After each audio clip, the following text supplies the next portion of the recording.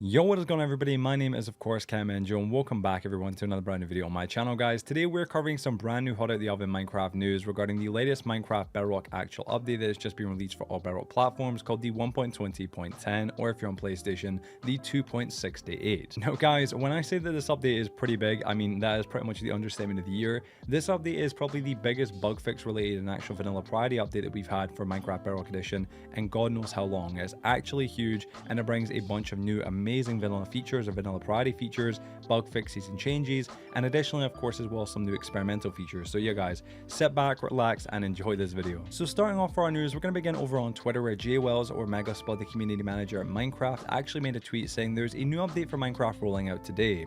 Updated sneaking, crafting recipes, skulk vibrations, and we fixed a load of bugs that you've reported to us. Read all about it here, and he links of course the Minecraft.net article. So jumping on over to the Minecraft.net article, we can see the title that says 1.20.10 update available on Bedrock, a new Minecraft Bedrock Edition update. A new Minecraft update is ready to play. Since releasing the Trails and Tales update, the team has been hard at work on even more improvements to the game. Here are just a few of the highlights. Players can now sneak under 1.5 block gaps, shovels are no longer needed to craft boats, many more actions now emit vibrations detected by skulk sensors, and fixes to over 50 community reported issues. Your thoughts on the game contribute to shape new updates, so please upvote and report any new bugs at bugs.mojang.com and leave us your feedback at feedback.minecraft.net. Now let's get into the actual amazing good stuff, and that's the Vanilla Parity. So getting started for the Vanilla Parity changes, we have got short sneaking. Players' height now reduces to 1.5 blocks while sneaking. Sneaking will automatically be initiated when stuck in a gap of less than 1.8 blocks. Sneaking will lower the player camera height respective of these changes. Sneaking now requires enough space to stand in order to exit sneaking. Players will transition from swimming to sneaking if they are unable to stand up but would be able to sneak. Going on, we've got players are no longer able to sneak while riding. This must have been a bug. Players will no longer suffocate while short sneaking in certain scenarios. Players will no longer suffocate when riding on a camel in 2 block gaps. Players will no longer be pushed slightly when short sneaking is by being pushed by a block. I really don't understand that sentence, I can't lie.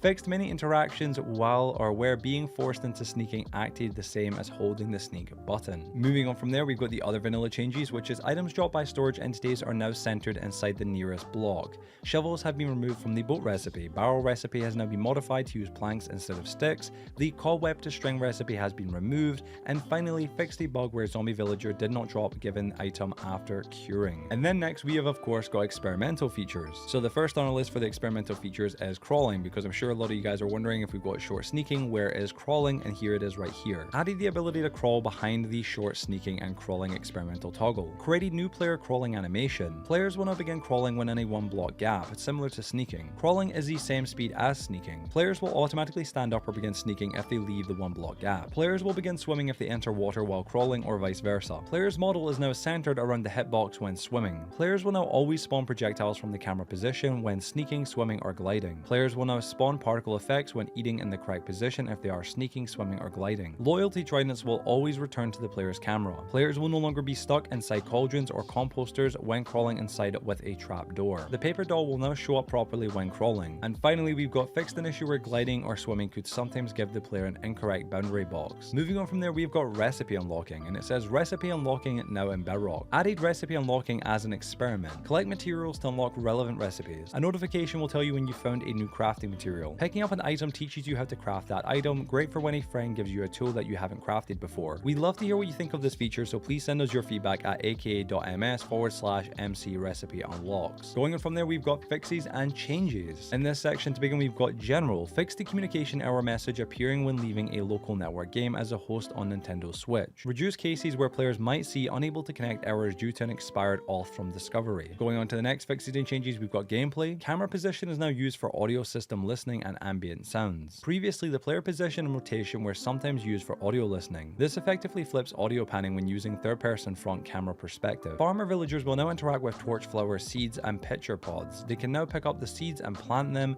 but they will not harvest the torch flower or pitcher crop. The sound played when a camel is dashing is no longer played repeatedly. Fixed issue with jump boost effect not affecting magma cubes. Fixed boats on ice disappearing when client-side chunk generation was enabled. Mobs are back to normal despawn respawn rate during night. Camels now play a walking animation when taking damage while standing still. Sniffer can no longer dig up seeds in the air. Mobs no longer continue to freeze without powder snow if there's a powder snow block near the west and north side. Going on from that, we have got blocks. Polished basalt and chiseled deep slate can no longer be replaced by skulk during world generation. Polished deep slate can now be replaced by skulk during world generation. Decorate pots crafted with at least one shard now have a hover tooltip displaying the shard and brick ingredients. Players without permission to open/close containers can no longer interact with chiseled bookshelves. The correct sound effect is now played when removing an enchanted book from chiseled bookshelf. Chiseled bookshelf slot interactions are now symmetrical. Cauldron water texture is now the correct version. No block on top of soul soil now produces the harp sound instead of the snare sound. Shovel can no longer mine packed mud as fast as pickaxe. Placing blocks on top snow and tall grass while moving side to side will no longer cause them to stack up continuously. Suspicious gravel and suspicious sand blocks now display correctly on maps. Mushrooms are now able to spawn on fallen tree trunks. Conduit now has the correct lighting when placed on ground. Next we have items. Fix black pixels being generated on maps when client-side chunk generation was enabled. Shield no longer clips inside the armor stand model while inside the ripstay, I'm not too sure that's how you meant to pronounce it, pose. Moving on, we've got skulk vibrations. Placing, rotating, or removing an item from an item frame or in a glow item frame now emits vibrations. Charging a respawn anchor now emits vibrations. Scrapping or applying wax to blocks of the copper block set now emits vibrations. Switching a daylight detection to an inverted daylight detection or vice versa now emits vibrations. Adding food to a campfire now emits vibrations. Adding or removing a music disc to a jukebox now emits vibrations. Mud turning into clay now emits vibrations. Harvesting sweet berries now emits vibrations. Placing an eye vendor in an end portal frame now emits vibrations. Bees now emit vibrations when entering or exiting a beehive or a bee nest. Interacting with a composter now emits vibrations. Attaching or detaching a lead from a fence now emits vibrations. Attaching or detaching a lead from a mob now emits vibrations. Dyeing a sheep now emits vibrations. Pecking glowberries now emits vibrations. Farmland turning into dirt now emits vibrations. Using a spawn egg on a monster spawner now emits vibrations. Silverfish merging with blocks now emit vibrations. Using a hole on rooty dirt now emits vibrations. Using a shovel to create dirt paths now emits vibrations. Placing a door now emits vibrations. And finally, planting seeds in farmland now emits vibrations. Moving on, we've got realms. Update the contrast ratio of the close button in Realms feed menu. Update the contrast ratio of the new post header banner. An error message is now shown when attempting to upload a cross-platform restricted world to Realms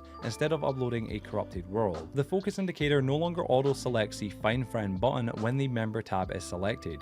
Going on, we've got accessibility. Improve the Xbox on-screen keyboard experience, including better positioning, updated fields with text input, and no more screen dimming while on-screen keyboard is open. Added a toggle to all platforms enabling extra large GUI scaling beyond what the GUI slider allows. Text-to-speech now reads item names when selecting item in the hotbar. Moving on, we've got user interface. Added support for detecting Brazilian Portuguese as the preferred system language on Nintendo Switch. Horse and donkey jump bar and camel dash bar now scale properly to the experience bar. Change the pause menu disconnection text to be platform agnostic. Fixed an issue that caused the inventory to get locked up after auto placing. Imported worlds now get their last played date modified to the time they were imported. Reorder the gamepad tooltips for UI screens so that the buttons align with the same side as a controller. Moving on, we've got mouse input. Default chat duration is now set to 10 seconds while default toast notification duration remains at 3 seconds. Improved handling of simultaneous mouse clicks, triggering each individual associated action/response. Fixed an issue with unresponsive or laggy input when using mouse together with a controller. Text-to-speech now reads /button when hovering over the / button in the chat screen. And finally, for fixes and changes, we have got graphical. Fixed an issue with highlighted blocks and mob shadows appearing through the pumpkin head overlay on Switch. Rendering of snow or rain is now based on camera position instead of player position. Shields no longer flicker when held in both hands on RTX. Fixed sleep and camera fade effect not covering the screen until after first person rendering happens. Underwater and fog effects are now based on camera position rather than player position. Fancy leave setting is now applied immediately and will no longer cause X-ray effect. Fixed player capes not properly flapping when moving forward but looking sideways. Fixed for real this time, and that is actually finally it, guys.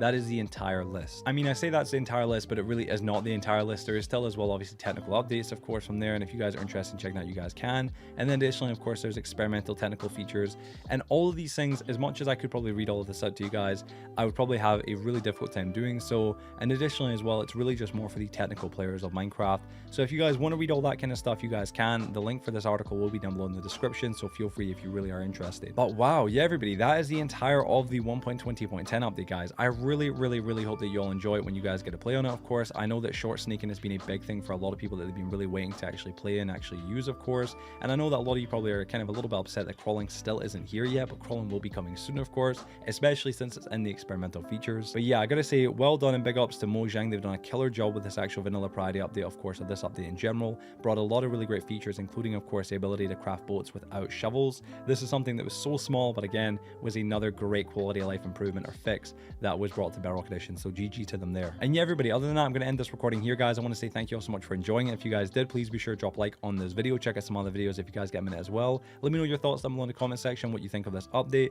and if obviously, of course, you made it to the very end of this video. And yeah, everybody, thank you so much for watching today's video. I'll see you guys on the next one. Have a great day, and yeah, everybody, peace out.